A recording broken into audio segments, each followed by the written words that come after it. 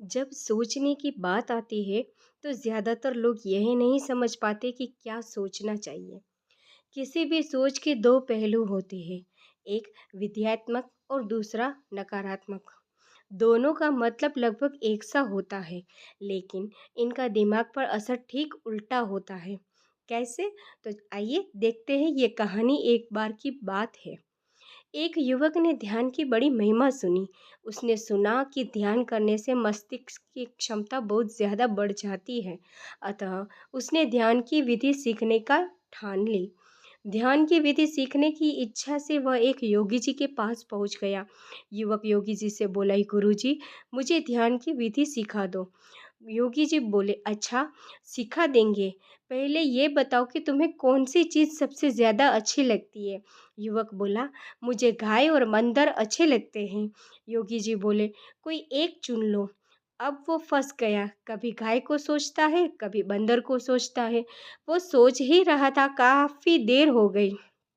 तब योगी जी ने बोले, तू गाय का ध्यान करना, बंदर का मत करना। युवक घर गया और रोज ध्यान का अभ्यास करने लगा। लेकिन एक समस्या हो गई। वह जितना बंदर का ध्यान नहीं करने की कोशिश करता, उतना ही बंदर उसके ध्यान में आता था। वह परेशान हो गया। गाय तो उसके ध्यान में टिकती ही नहीं, बंदर ही बंदर आता रहता।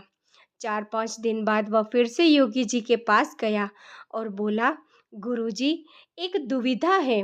जितना मैं बंदर का ध्यान नहीं करने की कोशिश करता हूँ, उतना ही बंदर मेरे ध्यान में आता है। गाय तो टिकती ही नहीं। योगी जी मुस्कुराए और बोले, तूने मेरी बात के विध्यात्मक पक्ष को पकड़ने के बजाय नकारात्मक पक्ष को पकड़ लिया। अगर तू गाय का ध्यान करना है, इस बात को पकड़ लेता, तो गाय का ध्यान ही करता।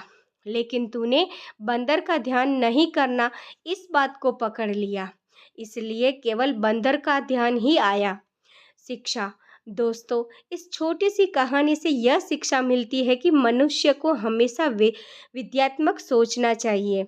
ध्यान का सही सूत्र है, क्या छोड़ना है, इस पर ध्यान देने की बजाय क्या पकड़ना है, इस पर ध्यान दिया जाए, तो वह हमें बेहतर ध्यान कर पाएंगे।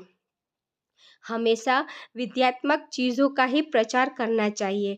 बहुत सी बार सोशल मीडिया में लोग कुछ विद्रोहियों के बहकावे में आकर नकारात्मक चीज़ों का प्रचार करना शुरू कर देते हैं। उन्हें लगता है कि वह सही कर रहे हैं, लेकिन उसका परिणाम काफ़ी हद तक जनमानस पर गलत होता है। दोस्तों, कहानी कैसी लगी कमेंट करके ज़रूर बताएं और चैनल को लाइक सब्सक्राइब करना ना भूलें। Thank you for watching.